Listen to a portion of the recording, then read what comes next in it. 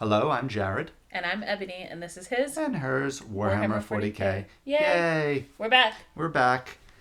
And this month, we are covering The Iron Kingdom by Nick Kyme, the fifth Dawn of Fire book. Do we like it? Not particularly, no. I would call it a 6. We're giving scores right away? 5 or a 6. Yeah, we'll see. We'll Yeah. get into it. Okay. So, Tell us all the things you didn't like. oh boy. Okay. So Maybe synopsis first. the synopsis of this book is essentially a comedy of errors on everyone's side. Well, that's not what I meant. I meant like where we are. Where are we? So we are on Kamidar. And we which are catching up. which we have heard mentioned previously as the Knights of Kamidar, who featured in The Gate of Bone. Yes. So we are catching up with Fleet Primus, a particular battle group Praxis. And this battle group includes the Mordians like Dvorgin, Magdakesh, the knight Jesavane who died on Gathalamor in Gate of Bones. They have her body, so they're going back to that night homeworld. It's been 5 years later, I Yes. believe. So they're pretty much out of food and fuel and ammo, and they need resupply. And overall in the Crusade, they are trying to set up this cordon called the Anaxian Line in this region of space that Kamidar will be a part of. Yeah, so Kamidar is south of where Cadia was. And so the Anaxian Line is basically, there's supposed to be this line of planets, if Cadia was at the top, to form this kind of triangle at the bottom of planets that they can hold between the Great Rift and the Eye of Terror. So sort of form this little triangle that they can give up but hold above that point. And basically act as an additional line of defense next to the Nahmud Gauntlet, Yes. which is a whole different thing. Not to mention, it is a critical resupply point for Battle Group Praxis because they're out of all the things. Right. And the main characters in this book, we have Artemis, who is the fleet master, Commander of Battle Group Praxis. Of Praxis. Yeah. And kind of a douche. Let's just... Let's just put kind of a douche in copy paste because we're going to be reusing that phrase a lot. A lot of people are kind of a douche. Yeah.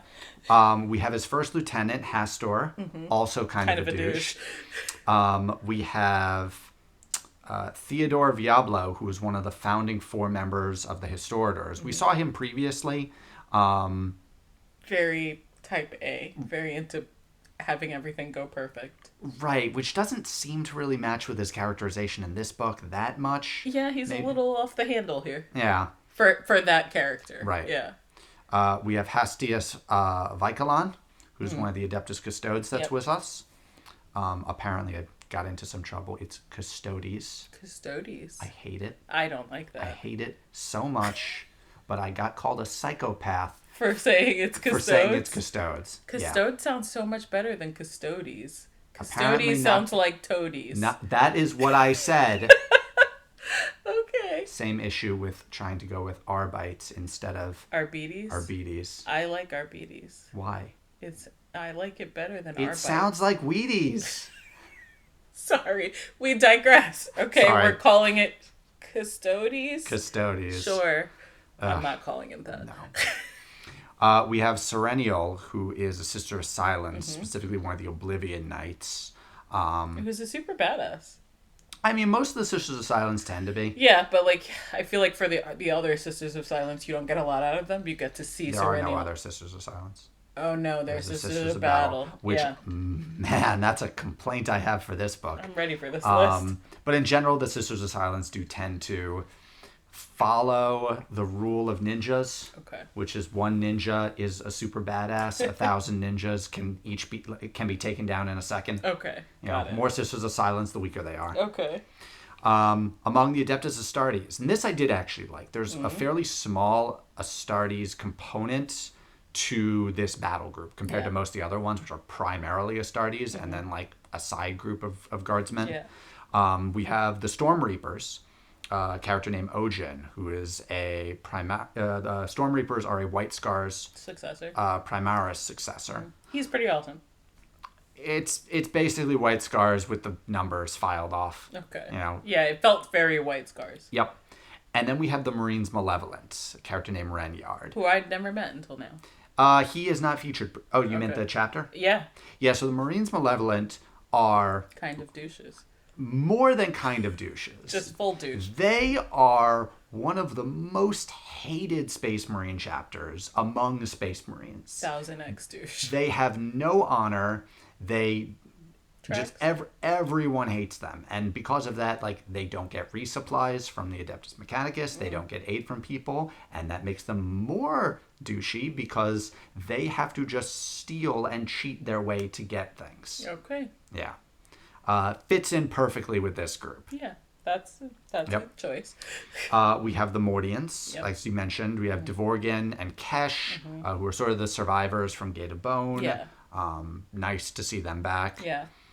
There's a group called the Solians, who are just sort of like a gang-based Imperial Guard regiment. Just a bunch of thugs. Yeah. Yes. So like, you have some planets who are very proud of their regiments, Right. and Like Mordian. they're supposed to be like the top 10% of their PDF that they send off to be the Guard. And then you have the others that are like, we need to create 1,000 regiments every year. Please take these prisoners. Yeah. Yes. Yep. Yeah. Like, for instance, the Mordians, this is the 84th Mordian Regiment. This was the 9,003rd Solian Regiment. Their planet's got a lot of problems, is what I'm hearing. It's the Sol system. Yeah. Yeah. Please take these criminals. We also have a storyline featuring the Departamento Munitorum, the quartermasters involved. So there's Ariadne, who's sort of our main character here, and Usilis, Who she hates. who is Sort of a douche. sort of a douche. Yep. I would say he's 100% douche. It's not sort of. All right. Yeah, because this resupply story starts with, I'll just jump into the story, that, like, Ariadne is, like, sort of upper of quartermasters, right? Like, she's a quartermaster senioris or whatever, and she doesn't expect to be... So is Usilis. Yes. She doesn't expect to be, like, in the field getting things, right? So they have to land on Kamidar and, like, commandeer food and supplies from the people, which has its own political problems. And she expects to be, like, in her office planning this thing. And somehow she ends up assigned to being with a battle group in the field, which lets her meet Ojin, which is a cute relationship that I love. But, like, the reason she's assigned to this battle group in the field is because Usilis hit on her and she punched him in the face. And he never got over it, like 5 years ago. And he was like, yep, you can go with this battle group. And she's like, but the people seem kind of angry. There might be fighting. And he's like, maybe. Yeah, he's 100% a douche. The relation... Do you not like Ojin and Ariadne? It's the exact same relationship that we saw Chris Wright do in the Scars books between the Chief Quartermaster and Conrad Kurz. Okay. Like, it feels very similar. You mean the Khan? Or, sorry. I Oh was my like, God. wait, what? Yeah, Chief Quartermaster and I can't believe I said the Conrad Khan. Kurz. Yeah. And the Khan. Yeah, Jeez. but I feel like it's smaller, and I don't know, I thought it was cuter. Okay. Yeah, so I feel like among the Imperials, you have this paired objectives, which is resupply the battle group and start to form the Anaxian line. Yeah. And I think in terms of how they go about that, I feel like it's backwards. And that leads to the Kamidarians that we meet. Yeah, so the queen of Kamidar is Orla, and she's Jesavane's mother. Right. Princess Jesavane's mom, and they are aware that Jesavane died in battle, and that battle group practices bringing her body back to Kamidar to be buried with honors, etc. And coming back with Jesavane is Baron Garrett. Garrett is Orla's brother. Yes. Who was a character in Gate of Bones and fought alongside Jesavane. Yeah, so they're coming back. And it's tense on Kamidar because, as we said, the battle group is trying to resupply and commandeer things from the population. But they're doing it without asking. They're doing it in the least... It could be friendlier. That's how I would describe it. Everyone on both sides of this event are just acting their worst. Yeah, I feel. it could, except Ariadne, who's like, we don't have to do it this way. It could, right? There are definitely. Yeah, but she's not in a position to do anything. She can't do anything about it. But there are definitely scenes where, like, the soldiers are, like, requisitioning grain from the people, and the people are, like, getting pitchforks, and, like, the Solians are being terrible. The Imperium came down and started to, like, pull food and pull fuel before contact was established. Yeah, like Artemis before diplomatic channels were even opened. Orla hadn't talked to Artemis yet at all, And so it's tense because they have been independent of the Imperium, sort of. Right, completely. They have had multiple attacks from orcs, from Zancian cults. They've protected themselves from. Like, all sorts of groups. And they have basically a ring of wrecked ships around their planet to show for it. Yeah, that they've destroyed. So which is pretty cool. They're holding their own, and so the people obviously sort of resent the Imperium showing up and trying to take their things, which I understand. But I would say that the Kamandarian response to it also could have been better. So the Kamandarians, I feel, are just looking for some respect. This is a big picture, small picture issue. Yeah. Because the Kamandarians feel that they survived without the Imperium. Agreed, and they did. And now that the Imperium is here, most night worlds do see themselves as at least most partially independent from the Imperium. Yes, and I think things would have gone fine if Artemis had shown up and been like, hey, here's your daughter who died in battle that we're burying with honor, and our battle group is depleted, and we need your help, and you guys are an inspiration to us because you have been holding this line for a long... I think it would have been perfect if he had approached it that way, but he did not. He never would. No, that's not his style. He is the Imperium in a nutshell. Yeah, he was never going to do that. I feel like there was an interesting piece about this, which is the kind of characters that we're calling assholes, in another context, they would all be heroes. They're for the just Imperium. good at their job, No, I get that. Like, they would say that they can make the decisions necessary to achieve get the job done. Victory. Yeah, right. I'm not saying he shouldn't take the things that they're taking from Kamandar. I'm saying that there is a way to do that doesn't involve you having a full-on civil war. But that way requires the forces of the Imperium to not be the forces of the Imperium. No, it just requires a little bit of tact. That's the same thing. No, you can have a little tact. Not at that scale. Okay. Yeah, so they get there, and they return Jessamine, who has been on a ship in stasis to preserve her body, but it hasn't been the greatest stasis because the ship is not in the greatest of conditions. And we have a cute scene where we meet Kesh, and she is visiting sort of the chapel where they're holding Jessamine, just because she feels like she was there in this battle with her. It's also a quiet place, and she's got a little PTSD that, like, she's recovering from. And we get to see her have an interaction with Vikalon in that scene, and it's great. But so they bring Jessamine back. It's a huge deal. There's a procession, etc. And Artemis sends his first in command, Hastur, like, he doesn't even deign to land on the surface of this planet, with this hero of his battle group to meet her mom, who is also the queen of this planet. I would not have made that choice, but he sends his first in command. And Orla sees Jessamine's body and freaks out about it. In the meantime, her advisors and representatives all over Kamandar have been sort of badgering her, like, what are we going to do? We're having, like, these people are taking these things, like, you should stand up for... Half of them are like, you should stand up for us, and half of them are like, don't stand up for us, we'll go to war. And she doesn't know what to do. She's waiting for her brother to come back. And she sees Jessamine's body and freaks out about it and puts a plan in action that is left a cliffhanger. We'll hold on that plan. Yeah. Because there are 3 other groups involved in this story. Yeah.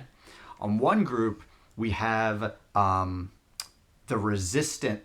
I guess the bandits. That's what they call them. Yeah. Yeah. They are known as the Knights of Hern. Yep. And they are at this moment, a renegade Imperial Knight House on Kamandar who were suppressed under Orla. Yeah, I think whatever happened between who was the ruler before and Orla becoming the ruler, like, her and the lead knight of Hern, Lariak got into it, and so, like, they are renegade knights. Yeah, so Lariak known as the Beggar Knight, formerly Lord of House Solus. I think it's because she Solus, also canceled their house. Like, they don't have... She Yeah. says often, like, you're a knight with no house because they removed them from nobility. Right. And so Lariak he's anti-Imperium. He's anti-Orla. He really just... Well, I would actually say he's less anti-Imperial than anti-Orla. Yeah. So in most cases, he would be an example of what a lot of people always say. It's like, oh, well, if there's a rebellion, but the rebels still want to be part of the Imperium doesn't care. It's like, they do care because in the time that they're going to act, they will mess things up. Yeah. And that's a rant for another time. Okay. But basically, you have these bandit knights who are looking for an angle, essentially. Yeah. And so there are some altercations between the Imperial forces and the Kamodarian forces, but in some instances, those altercations are between the bandit knights and the Imperial forces, and the Imperium doesn't necessarily recognize that to begin with. So there's like a little bit of mystery going on there. And I think when they finally do speak to each other, like Artemis and Orla. Is that mentioned? I think it might be that. Like, it's like those were bandits and we didn't, it wasn't us. Yeah. The second of the three groups are the Black Templars. Who are really cool. They're fine. They're Black Templars. You're really not into it. Your list of problems is just growing. I am not super impressed by the presentation of Black Templars within this series. And I don't know what it is. Like, they're just not doing it for me. I didn't love it in the book where we first meet them. I was like, Gate of Bone? Yeah. Or no, not Gate of Bone. Throne of Light. Yeah. I was like, now, I actually preferred that group because they were real psychotic. Yeah. I had hoped that this group was that group, They but they're were not. real religious fanatics. Yeah. Now, this is a different group of Black Templars who, through various previous campaigns and oaths, are oath to Kamodar, that they will defend Kamodar, which, is a fine thing taken out of context. Until the Imperium shows up. Until the Imperium shows up. And Kamodar is like, please defend us from the Imperium. And the knights are like, we don't do that. Yeah. So they're at least staying to the sides for now. However, their leader, Morgan, known as the Unchained. So most Black Templars chain their weapon. Yeah. And that is to show that they will never release their weapon. He is chasing down a Red Corsair. Named Herrick, yes. The Red Corsairs, formerly the Astral Claws, are technically the second largest group of Chaos Space Marines behind the Black Legion. Okay. They're a big group. They're based out of the Maelstrom, which is a different warp storm than the Eye of Terror. Okay. But the Red Corsairs are a major force. And it's nice to see them every once in a while. Honestly, the Red Corsairs are the most competent group in this whole book. They're pretty great. Almost everything goes well for them. Yep. Start to finish. Yeah. They and the Black Templars have some cat and mouse scenes where they're chasing after each other's ships. Yep. Traps are had. Yep. And it's all around trying to get justice for someone getting beheaded. Yeah. So Bohemond had been beheaded. Yeah. Bohemond, who was the previous leader of the Black Templars, I believe, was beheaded by Herrick. Yeah. Herrick's hand was cut off by Bohemond, along with the sword that Herrick was holding. Yeah. Called Blasphemy, I think. And the sword has magic powers. We'll get to that. Yeah. So Herrick wants his hand back, and Morrigan wants revenge for Bohemond getting beheaded. Yeah. So that's a whole little story bit happening. That's all the people that sort of sets the stage for what is I would say the primary inciting force. Yeah, I gotta say, I feel like you were getting on me because I said Artemis was terrible and he could have used a little tack. That is how I felt right until Orla made this decision and things went wildly awry. And I was like, we should just kill Kamodar. We get a red wedding scene. Yep. And it's pretty good. Yeah, so I enjoyed this. Orla they have this like delegation from Battle Group Praxis. Kesh is there, Dvorgin is there, Vikalon is there, Serenial is there. Lots of soldiers are there, and they're feeding them all of this delicious food because Kamodar is beautiful and like has grass. So they're eating food and it's great. And like we have this sweet scene where Dvorgin is telling Kesh that she should relax and she's so stressed out. And then like because she's a good soldier and because Vikalin is a custodes, they start to notice that like it's weird in this room. Like there are all these fully armed soldiers in alcoves and like the queen hasn't shown up, but we're all eating, and then it goes full on murder. And they kill they kill quite a they kill almost everyone, and everyone who they don't kill they put in prison. And this was Orla's decision, having seen Josephine's body, and I feel like the whole first quarter of the book I was like, man, Artemis is a douche, he's doing this really wrong. If he just used a little bit of like finesse, this would be fine. It's not what he's meant for. But then Orla did this and I was like, man, if I were Artemis, Kamodar would be a smoking hole in space. Like, what are you doing, ma'am? Like, absolutely not. That is not how I would have done that. There is an interesting symbolic act that like the first one to die is Vikalon. Yeah. Who really of all of them represents the Imperium. Yeah. And like that's a big hit. I was shocked. Like, that is the biggest we are not with the Imperium anymore. Yeah, sign. I was shocked. I gasped aloud and I closed my Kindle for the night. I was like, absolutely not. And then I came back the next day and read the rest of it, and Dvorgin dies. Yeah. And the Historitor dies. Like, everyone is just... Kesh obviously doesn't die, and Serenial doesn't die. They try to escape, and they will be important. So Kesh and Serenial become like an interesting duo. Yeah. Apparently, Kesh's brother is deaf, so she knows sign language, which is a nice little thing to throw in there.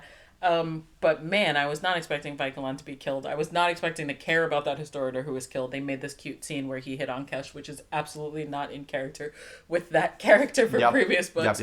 But like, and then immediately everyone was dead. And then Dvorgin died. And I was just like, I can't with this lady, murder her, please.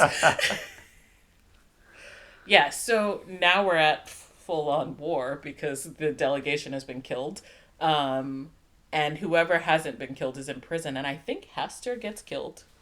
Or does he end up in prison? The first lieutenant. He's in prison. Okay. Yeah. He's in prison, but he's useless, which is fine. That's right. He's in prison because she gets to punch him later. Yeah. Hastur is a complete idiot. Yeah. Who has just the total lack of humanity towards a grieving mother. Mm-hmm. You know? Like, he just...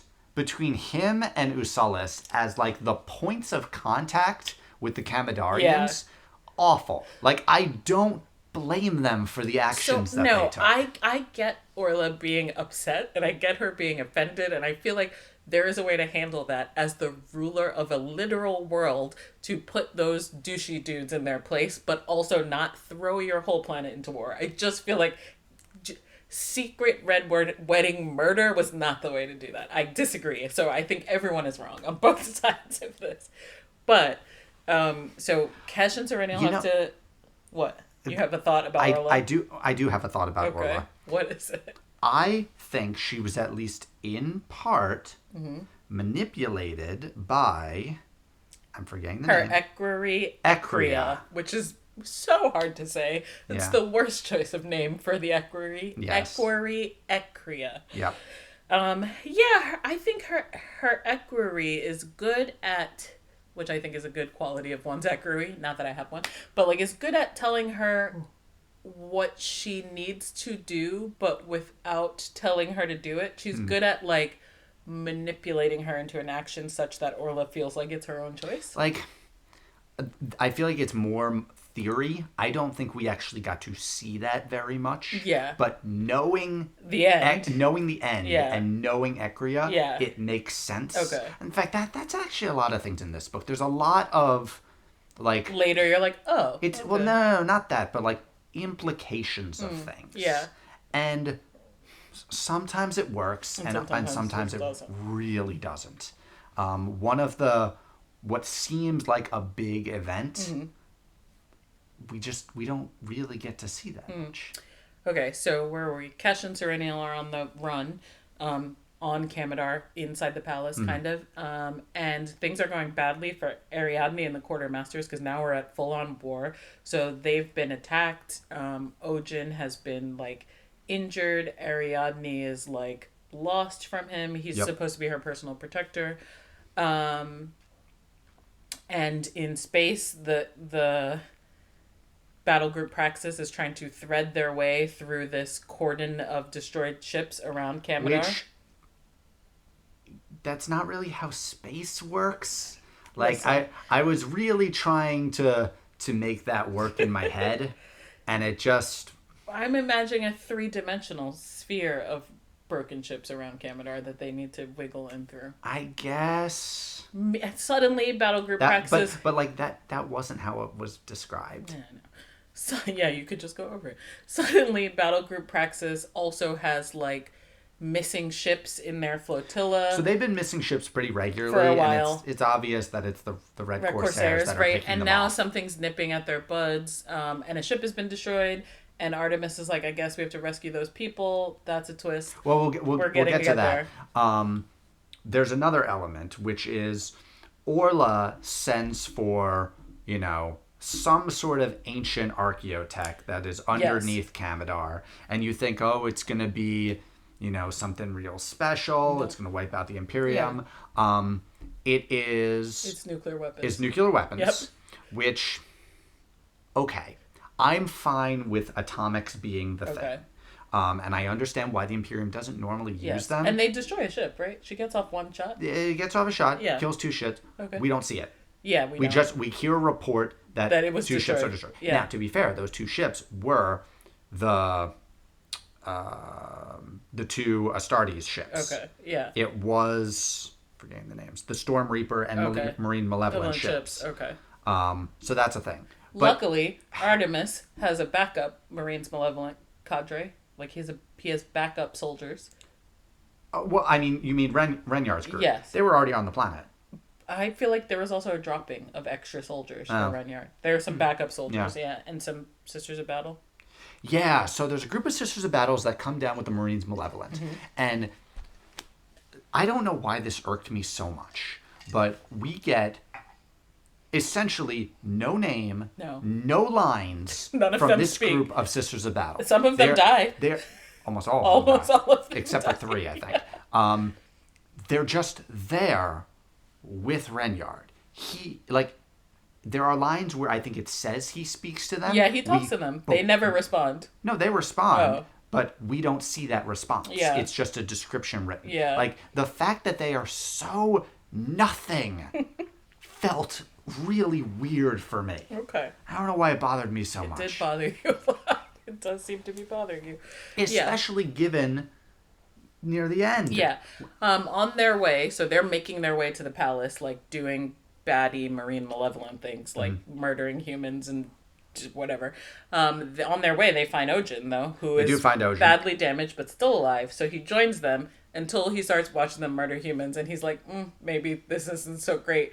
But like, they are the Imperium, right? So the goal is still to get to the sort of castle and take control of Kamodar. So he is loosely with Renyard and these unnamed Sisters of Battle. Yeah. And they're making their way to the castle while Serenial and Kesh are making their way out. And also, Ariadne has been captured and she's in prison with Solians and Mordians and a bunch of other Imperial Correct, forces. And they're trying to figure out how to break out of Kamodar. In the meantime, Orla has buried Jesavane, and in the middle of her burial, Larok shows up. Yeah, and she's attacked by the Knights of Hern. Yeah. Who at this point, the Knights have... I think they have... They have taken to worship of Hern, who is a ancient Kamodarian god. Of hatred. Led by... of the hunt. Of the hunt. Not of hatred. Okay. We'll get to that. And they find this through a priest named Albia. And he performs the rituals for them. He gives them what are probably some sort of steroid. And they're stronger and faster and a little more bloodthirsty. And this ritual requires Larak to kill one of his friends, Correct. another knight of Which Herne. he's really not into at first, but he comes around to it. He does it, and then he feels great, so it's great. And Yeah. we just don't talk about that murder anymore. So in the middle of burying Jessamine, Larak shows up and picks a fight with Orla. Yep. And she requests the King's Guard, the King's Ward, Bearheart, yeah, who is another knight who shows up and is supposed to be awesome, right? And they have this awesome knight battle. Then the soldiers are breaking their way out. The Space Marines are working their way in. Kesh and the Sister of Silence are working her way out. And Serenial. And then there's like a giant battle in the courtyards of the castle. Yeah. Yeah. Serenial has also been presenting this. She's been watching Kesh for a while, and she keeps hinting. It's like, I think you're holy in some way. Yeah, there's a little bit of that. This book has a lot of, and then they died. Just kidding. Yeah, because... Like, that's at least 3 or 4 times in Yeah, this book. I think Kesh died more than once in this book, and I was like, what is happening? Don't kill this character. And then she was alive, so it was fine. Like Ojin died once, and you're like, oh, just kidding. Ariadne, you thought she was dead. Just kidding. Yeah, no one's dead. Lariak. Just kidding. Just kidding. Like, there's... It works because in Gate of Bone, because it happened once with Kesh. Yeah. And actually, through the start of this book, she's fairly traumatized from that event. And that is the reason she's with that historiator. Like, he's trying to figure out how she survived Gathalamor. Right. I assume she'll have a new according to the events of this book, everyone should have a historiator asking how they survived. How did you survive this? Yeah. And so now it's a full-on battle. And Orla is inside the castle, and she's talking to her Equria. That is my primary pet peeve about this book. And suddenly, her Equria is no longer Equria. She is Albia. So it turns out Equria and Albia are the same person who have been playing the Knights of Kamodar and the Knights of Herne against each other. Yeah, and so she stabs her and tries to murder her. But, just kidding, Orla crawls away to the basement and gets inside her knight and goes after Larak. Yes. So then there's a second big knight battle. It's Larak and Orla. Which I was all right with this one. Yeah, and then it's a pretty good battle. Yeah. And she burns Larak alive. Yep. Right? But he stabs her. So first of all, she was stabbed by Equria. Oh, she's more dying. Than stabbed. Like, her knight and her are sliced in half. Yeah, so she's dead. She's dead. But before she dies, she, like, volcano cannons Larak and burns him alive in the cockpit of his knight. Melta. Thanks. It's okay. I'm going with volcano cannon. No, because volcano cannon's a different weapon. I made up a weapon. I thought I independently invented that. I know you think that, but it's a Titan weapon. Fine. You wouldn't find a volcano cannon on a knight, sweetie. Okay. So she murders him, and he's dead. And Orla's dead, and now we have control of Kamodar. Serenial's alive. Ojin's alive. While the space battle is happening, the Red Corsairs sneak aboard the flagship of the Imperial group, a ship called the Fell Lord. By faking being, like, that they escaped, like, they were survivors from a ship that was destroyed by, right? Yep. So they take on all these survivors onto Artemis's ship, and surprise, a whole bunch of them are heretic Astartes. Yep. Yeah. And Herrick just... I think he teleports onto the bridge, doesn't he? Yeah. And just wipes out Artemis and the primary command group of battle group Praxis. But it's okay because I think Messinius is on his way at the end. No, they stand down. Oh, that's right, because got Kamodar it's not under okay. control. The Red Corsairs steal the Fell Lord battleship and leave. And then they leave with that battleship, so that's a problem. Yeah. And also, just kidding, Larak's not dead. Burned alive, he's now alive. He's on his way to becoming a traitor knight. Yeah. Because it turns out Herne, unsurprisingly, is just the ancient Kamodarian name for corn. Yep. We didn't see that coming. Yeah. So at least there's a cliffhanger. Now I actually do hope to see him again. I want to see him a little in full rage hate mode. Chaos Knight. Yeah, I would like that. And I'm down with the Heretic Astartes having the Fell Lord. Like, I'm into that. Yeah. So we'll see how that goes. This book was a full chaos win. Yeah. Like 100%. I would agree with that. Yeah. You know, yes, in the end, the Kamodarians surrender. Yeah. And the battle group does get its resupply. And the Anaxian line's probably all right. I wouldn't go that far. No, absolutely not. Yeah, but yeah, Chaos definitely is the most winning team. We skipped a part. What? So Herrick fights against the Black Templars. Oh, yeah. Gets back his sword, and it turns out inside the sword is one of the Athames, which we haven't seen in a while. No. And the book ends with Herrick bringing his Athame to meet with a bunch of other individuals. It turns out all of them are Hands of Abaddon. That's right. From different groups. And we get the Sorcerer, who we saw in previous books. Yep. There's some sort of Death Guard individual. There's a Dark Mechanicum individual. Yep. Corpheron is there. And a bunch of them have the Athames that they group together, and we find out Abaddon is trying to collect the Athames. To do something something. nefarious. Yes. Definitely. Yep. Yeah, I thought the end was good. Yeah, I'm fine with that. Okay. This is a book where if you told me the storyline, I would be quite happy with it. You know, I have no problem with the events in this book. Okay. But I don't feel they were told well. You don't like its execution. I don't like its execution at all. So not a 6 out of 10 for you. I'm giving it a 5 out of 10. Oh, we're close. I would say a 6, though. Yeah, I would give it a solid 6 out of 10. I don't feel Nick Kyme does good prose. I don't think he does. It wasn't the writing for me. It just was like a lot of repetitive actions, like dead, not dead, dead, not dead. That's one element. The characters, for the most part, are pretty one-dimensional, except for the ones that we knew from previous books. Yeah. Like, I would not say any of the new characters, maybe with the exception of Lariak, as new characters, were super interesting. Yeah. I would call it a 6. You call it a 5. Yeah. Okay. All right. Well, that's how we feel about it. Yep. All right. What's next for us? You're going to finish Ruinstorm. I am reading Ruinstorm. And we'll do a discussion on that. Sure.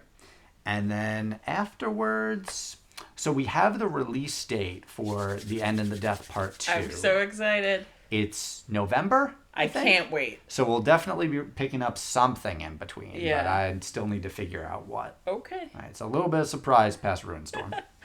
Thanks. Right. Thanks, everyone. Bye. Bye.